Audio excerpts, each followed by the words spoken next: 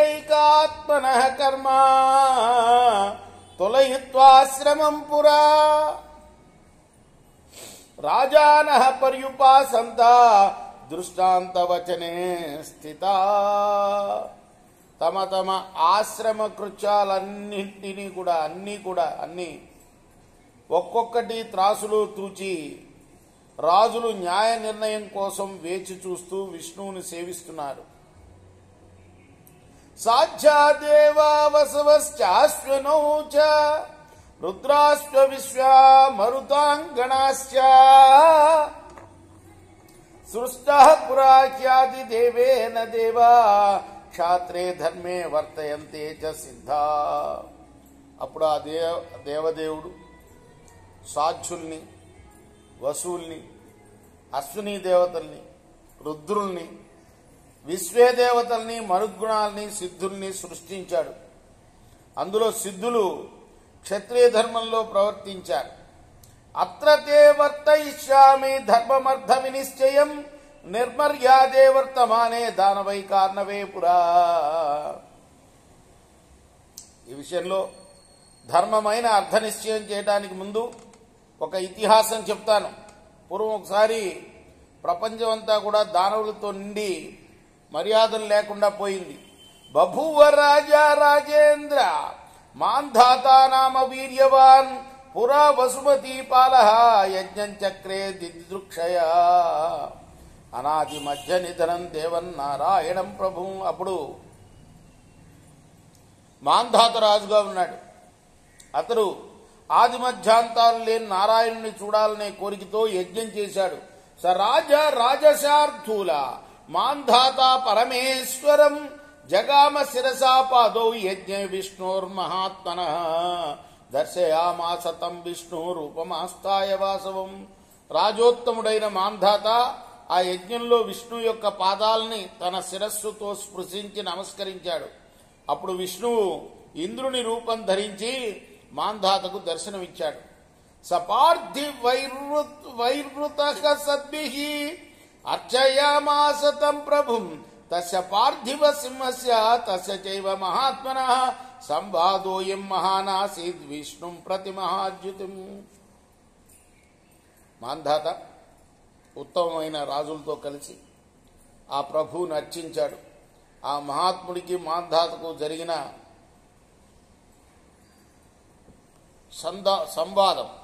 సంభాషణ చెప్తా విను. ఇంద్ర రూపంలో వచ్చారన్నారు కదా విష్ణుమూర్తి. ఇంద్రుడు అంటున్నాడు, కిమిష్యతే ధర్మ భృతాం వరిష్ట యద్రస్తు కామోపి తమ ప్రమేయం అనంతమాయామిత మంత్రవీర్యం నారాయణం ఆదిదేవం పురాణం. అప్రమేయుడు, మాయా సహితుడు, మంత్రశక్తి గల ఆదిదేవుడు, పురాణ పురుషుడు అయిన నారాయణుణ్ణి నువ్వు చూడాలనుకుంటున్నావు కదా, అసలు నీ కోరిక ఏమిటయ్యా అని అడిగాడు మాంధాతను. ఎవరు? విష్ణు రూపంలో ఉన్న, ఆ ఇంద్ర రూపంలో ఉన్న విష్ణువు. నాసౌ దేవో విశ్వరూపో మయాపి శక్యో ద్రష్టుం బ్రహ్మణా వాపి సాక్షాత్ ఏన్యే కామాస్తవ రాజన్ హృదిస్తాస్యే చైతాం స్వ హి మర్చేషు రాజ్య. ఆ దేవుడు విశ్వరూపుడు అంటే విశ్వం అంతా ఆయనే, విశ్వంలో ఉన్న జీవరాశులన్నీ ఆయనే. విశ్వం విష్ణు వషట్కారో అని మొదలు పెడతారు వ్యాస మహర్షి. ఇందులో మహాభారతంలో అదే విష్ణు సహస్రనామం అయింది. చక్కగా ఎవరి చేత చెప్పిస్తాడు? భీష్ముడి చేత. భీష్ముడు చెప్పింది అది. ఈయన గ్రంథస్థం చేశాడు వ్యాసులు వారు. కాబట్టి ఆయన విశ్వరూపుడు అని ఈయనే చెప్తున్నాడు. ఎవరు? ఇంద్ర రూపంలో ఉన్న విష్ణుమూర్తే. అయినా అతడు సాక్షాత్తుగా బ్రహ్మకు కూడా చూడటానికి శక్యం కాడు. బ్రహ్మదేవుడు కూడా ఆయన్ని చూడలేడు. నీకింకా మనసులో ఇతరమైన కోరికలు ఉంటే చెప్పు, వాటిని తీరుస్తాను. నువ్వు మానవుల్లో రాజువు కదా అన్నాడు మాంధాతని. మాంధాత ఏమో యజ్ఞం దేనికోసం చేస్తున్నాడు? విష్ణుమూర్తిని ప్రత్యక్షం చేసుకోవాలని చూస్తున్నాడు. ఈయనే విష్ణువే ఇంద్ర రూపంలో వచ్చి ఆయన్ని చూడటం బ్రహ్మకే శక్యం కాదయ్యా, నువ్వేం చూస్తావు, వేరే ఏమన్నా కోరికలు ఉంటే చెప్పు, తీరుస్తాను. సత్యే స్థితో ధర్మపరో జితేంద్రియ సూరోద్ధుడ ప్రీతిరథ సురాణం భుక్త్యా భక్త్యా చోత్తమ శ్రద్ధయా చ తతస్తేహం దద్మివరాన్యదేష్టం. నువ్వు మంచి సత్యనిష్ట కల ధర్మపరుడవి, అంతేకాదు ఇంద్రియాలను జయించిన జితేంద్రియుడవి, నువ్వు సూర్యుడవి, బుద్ధితోటి శక్తితోటి భక్తితోటి ఉత్తమ శ్రద్ధతోటి దేవతల పట్ల నీకు దృఢమైన ప్రీతి ఉంది. అంచేత నీకిష్టమైన వరాలు ఇస్తాను, కోరుకో అన్నాడు. ఇప్పుడు మాంధాత అన్నాడు, అసంశయం భగవన్ ఆదిదేవం ద్రక్ష్యామిత్వాహం శిరసా సంప్రసాద్య చక్వా కామోన్ ధర్మకామో హ్యరణ్యం ఇచ్చే గంతుం సత్పథం లోకదృష్టం. ఓ భగవంతుడా, నీ పాదాల మీద శిరస్సు పెట్టి ఆదిదేవుడైన నిన్ను నిస్సంశయంగా చూస్తాను.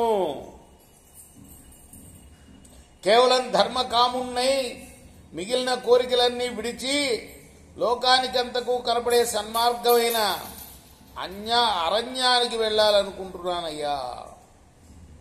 క్షాత్రాత్ ధర్మాద్ విపులాధమ ప్రమేయాత్ లోక ప్రాప్త స్థాపితం స్వం యశస్య ధర్మో యోసాన్ ఆదిదేవాత్ ప్రబుద్ధ లోకశ్రేష్టం తం వజానామి కర్తుం.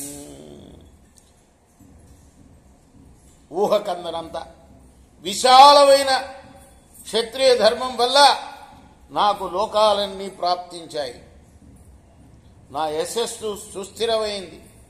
ఆదిదేవుడు ప్రవర్తింపజేసిన లోకశ్రేష్టమైన ఈ ధర్మాన్ని ఎలా ఆచరించాలో తెలియటం లేదు.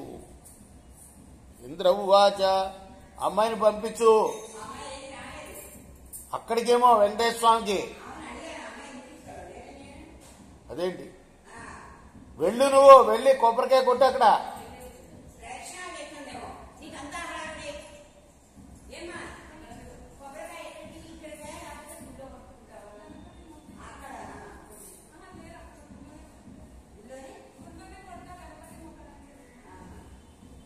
ఏ గుళ్ళో?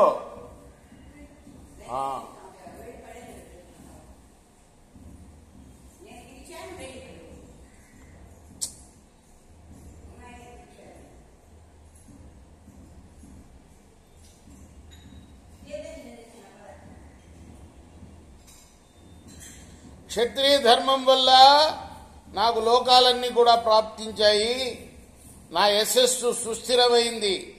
ఆదిదేవుడు ప్రవర్తింపజేసిన లోకశ్రేష్టమైన ఈ ధర్మాన్ని ఎలా ఆచరించాలో తెలియటం లేదు. ఇంద్ర ఉవాచ, అసైనిక ధర్మపరాశ్చ ధర్మే పరాంగతిం నయంతే హ్యయుక్తం క్షాత్రో ధర్మో ఆదిదేవాత్ ప్రవృత్త పశ్చాదన్యే శేషభూతాశ్చ ధర్మా.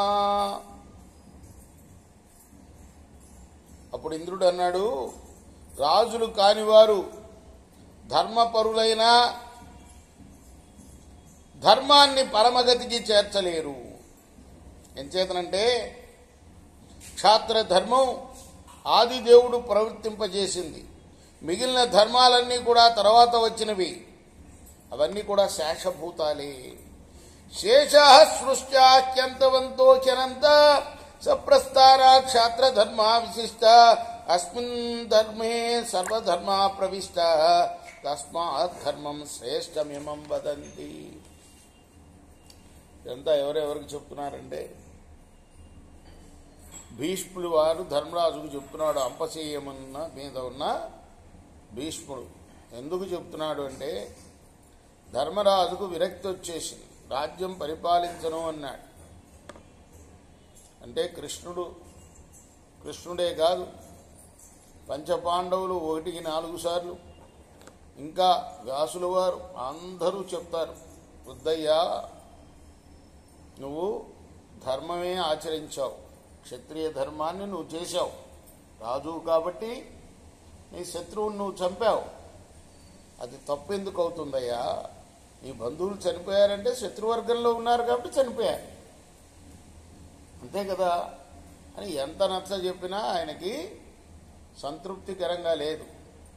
అప్పుడు తర్వాత సంగతి, ముందు నువ్వు రాజ్యంలో ప్రతిష్ఠితుడిగా అని రాజ్యాభిషేకం చేసి, ఆ తర్వాత అంపశయ్య మీద ఉన్న, ఎక్కడ కురుక్షేత్రంలో అంపశయ్య మీద ఉన్న భీష్ముడి దగ్గరికి తీసుకెళ్లి ధర్మరాజుని ఎవరు కృష్ణ భగవానుడు ఆయన చేత ధర్మాలన్నీ చెప్పిస్తున్నాడు. దీనిలో భాగంగానే క్షాత్ర ధర్మం ఎంత గొప్పదో చెప్తున్నాడు భీష్ముడు ధర్మరాజుకి అన్నమాట. మిగతా ధర్మాలని కూడా భగవంతుడే సృష్టించాడు, కానీ క్షాత్ర ధర్మంలో ఆ ధర్మాలన్నీ కూడా విడిపోతాయ్యా. అందుకే క్షాత్ర ధర్మం శ్రేష్టమైందని చెప్తారు. కర్మణా వై పురా దేవా ఋషయశ్చామి తౌజస త్రాతా సర్వే ప్రసహ్యారీన్ క్షత్రధర్మేణ విష్ణునా. పూర్వకాలంలో అమిత తేజస్వి అయిన విష్ణువు క్షత్రియ ధర్మంతో శత్రువుల్ని అణచి ఋషుల్ని దేవతలను రక్షించాడు. యది హ్యసౌ భగవన్ నాగవిష్యద్ రిపూన్ సర్వాన్ అసురాన ప్రమేయ న బ్రాహ్మణ నజలోకాదికర్త నాయన్ ధర్మో నాది ధర్మో భవిష్యత్. కథలుగా చెప్తున్నాడు, మామూలుగా చెప్తే డైరెక్ట్గా శాస్త్రం అర్థం కాదు కదా, అందుకోసమే ఇదివరకు జరిగిన సంగతులన్నీ చెప్తున్నాడు. మాంధాత ఇంద్రుడికి ఇంద్ర రూపంలో వచ్చిన ఈ విష్ణువునికి జరిగిన సంవాదం, ఇలా అనేక కథలు, అంతేకాదు అనేక పురాణాలు, ఇవన్నీ కూడా చెప్తూ ఉంటాడు భీష్ముడు. అది కూడా ఎలా చెప్పగలుగుతున్నాడు? అంత బాణాల ముళ్ళు గుచ్చుకొని బాధపడుతూ అంచ సమయంలో ఉన్నా కూడా కృష్ణుడు ఆయనకి దివ్యదృష్టి ఇచ్చాడు. నువ్వు చెప్పాలి ఇవి అంటే ఆయన చెప్తున్నాడు అన్న.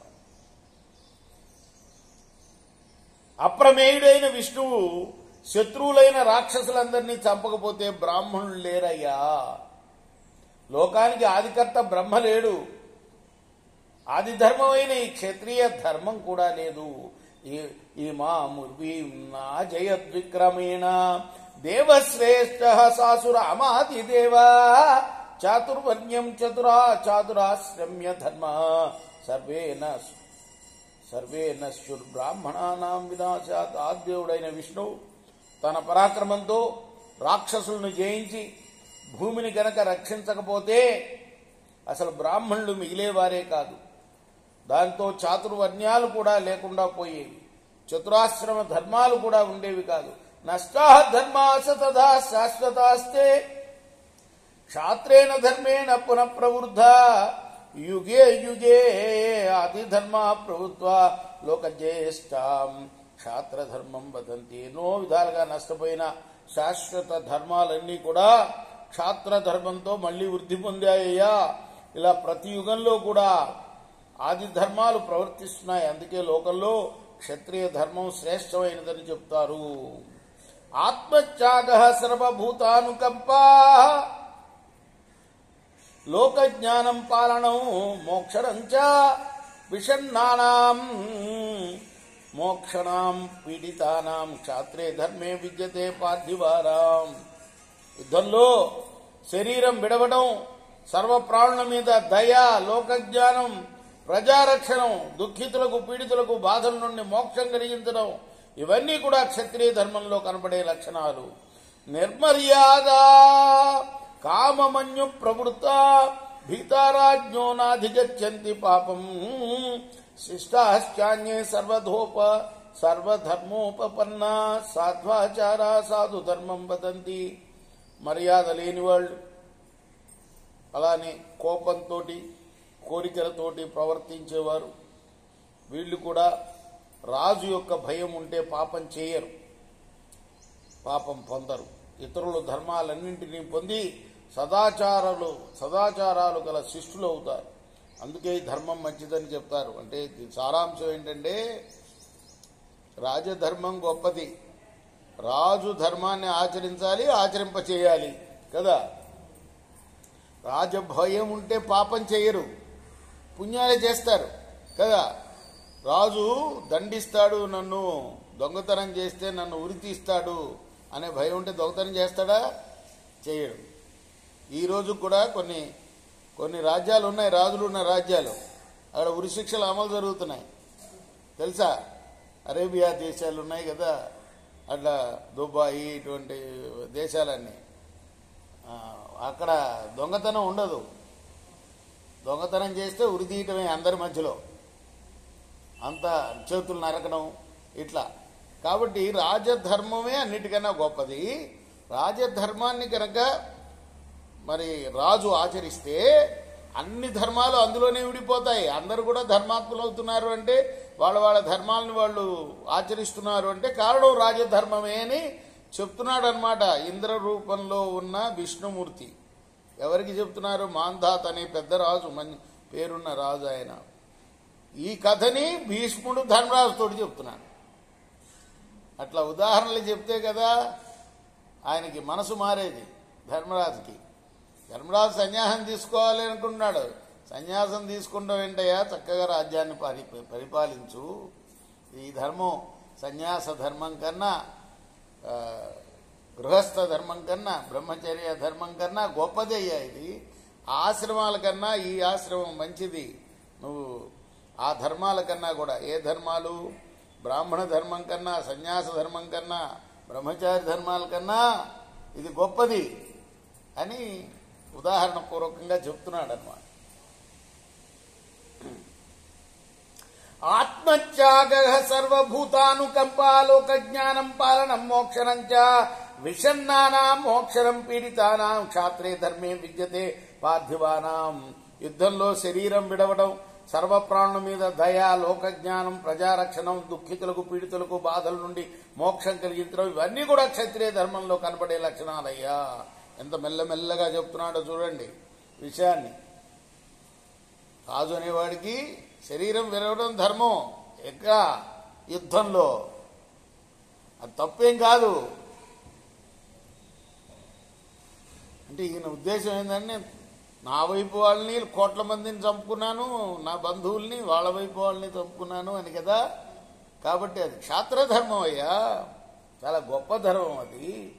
నిర్మర్యాద కామమన్యు ప్రవృత్త భీతారాజ్ఞోవాధిగచ్చంతి పాపం శిష్టాశ్చాన్య సర్వధర్మోపపన్న సాధ్వాచారా సాధు ధర్మం వదంతి.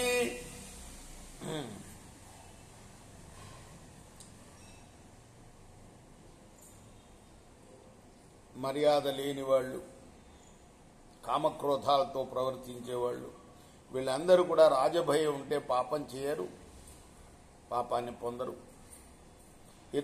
ఇతరులు ధర్మాలన్నింటినీ పొంది సదాచారాలు గల శిష్టులు అవుతారు. అందుకే ఈ ధర్మం మంచిదని చెప్తున్నాను. పుత్రవత్సాల్యమానాని రాజధర్మేణ పార్థివై లోకే భూతాన్ని సర్వాణి చరంతేనాత్ర సంశయ. రాజులు రాజధర్మంతో ప్రజల్ని పుత్రవత్స, కన్న కొడుకుని రక్షించినట్టుగా రక్షిస్తారయ్యా. అలా రక్షిస్తూ ఉంటే లోకాలు చక్కగా నడుచుకుంటాయి, సందేహం లేదు. సర్వధర్మ పరం క్షాత్రం లోకశ్రేష్టం సనాతనం అశశ్వదక్షక పర్యంతం అక్షరం సర్వతోముఖం. ఇలా క్షత్రియ ధర్మం అన్ని ధర్మాల కన్నా ఉత్తమమైనది, మేలైనది, సనాతనమైనది, సర్వతోముఖమైనది, మోక్ష పర్యంతం అక్షయంగా నిలిచేదయ్యా. ఇది శ్రీ మహాభారతి శాంతి పర్వని, రాజధర్మానుశాసన పర్వని, వర్ణాశ్రమ ధర్మ కథనే 64తమోధ్యాయ. ఇది వ్యాస మహర్షి రచించిన మహాభారత ఇతిహాసంలోని శాంతి పర్వంలోని 64వ అధ్యాయం. రేపు మనం 65వ అధ్యాయం చెప్పుకుందాం. కృష్ణార్పణమస్తు. సాయి కృష్ణార్పణమస్తు. స్వస్తి ప్రజాభ్య పరిపాలయంతాం న్యాయేన మార్గేణ మహిమహీష గోబ్రాహ్మణేభ్య శుభమస్తు నిత్యం లోకాः సమస్తాः సుఖినో భవంతు.